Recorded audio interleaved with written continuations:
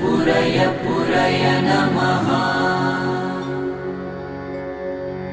ॐ ह्रीं श्रीं क्लीं श्रीं कुबेराय अष्टलक्ष्मी मम गृहे धनं पुरय पुरय नमः।